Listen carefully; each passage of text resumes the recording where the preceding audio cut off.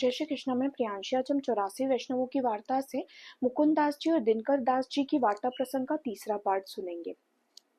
मुकुंद दास जी को जब एक पंडित उज्जैन का आग्रह करता था कि मैं उससे श्रीमद् भगवत कथा सुनो, तब भी श्रीमद् भगवत कथा भी मुकुंद दास जी ने उस अवैष्णव की नहीं सुनी। और हमने देखा था कि एक वैष्णव को अवैष्णव से कथा क्यों नहीं सुनना चाहिए। हम उसी को आगे और सुनेंगे। अगर हम नेत्रों से कोई ऐसी वस्तु देखते हैं जिसमें जिसका कोई भी रिश्ता आप श्री से या कोई भी संबंध श्रीनाथ जी से नहीं है, तब यहाँ पर एक ये महादोष होता है।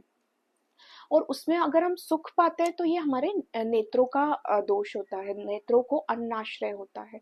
अगर हम ऐसा कुछ सुनते हैं जिससे, क्योंकि कुछ भी हम सुनते हैं तो उससे हमारे हृदय में रस आता है, या तो सुख होता है, दुख होता है, या कोई भी भाव उत्पन्न होता है।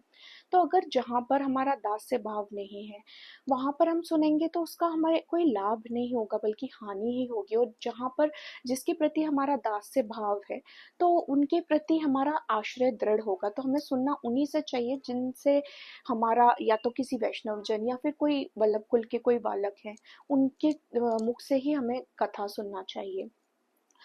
अगर इसको हम एक एग्जाम्पल से सुने तो हम बहुत सारे उपाय सुनते हैं द्रव्य प्राप्ति करने के लिए। ऐसा करो तो इतना धन प्राप्त हो जाएगा, ये हो जाएगा, वो हो जाएगा।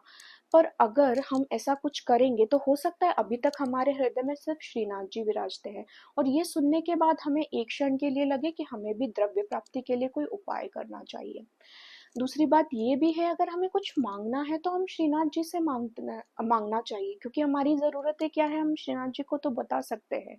और अगर हमारे लिए वो चीज़ श्रीनाथ जी को देनी होगी, हमारे लिए कोई हानि नहीं होगी उस चीज़ से, तो श्रीनाथ जी दे ही देंगे। कभी भी अगर किसी भी परिस्थिति में हमें किसी से कथा सुननी पड़ रही है जो कि वैष्णव नहीं है, तो उस स्थिति में हमें हमारा मन अष्टाक्षर में लगाना चाहिए। और किसी भी परिस्थिति में हमें सिर्फ और सिर्फ आप श्री या फिर श्रीनाथ जी के चरणाश्रित ही रहना चाहिए, कभी भी किसी और का आश्रय नहीं लेना चाहिए।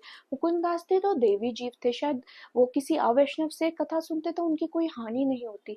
पर अगर कोई साधारण जीव अगर यही करता तो हो सकता है उनकी वैष्णव की कोई हानि हो जाती। इसलिए मुकुंदास जी ने किसी से भगवत कथा नहीं सुनी, वो श्री आप श्री के ही श्रीमुख से कथा सुनते थे। जय श्री कृष्ण। श्री वल्लभाधीश की जय।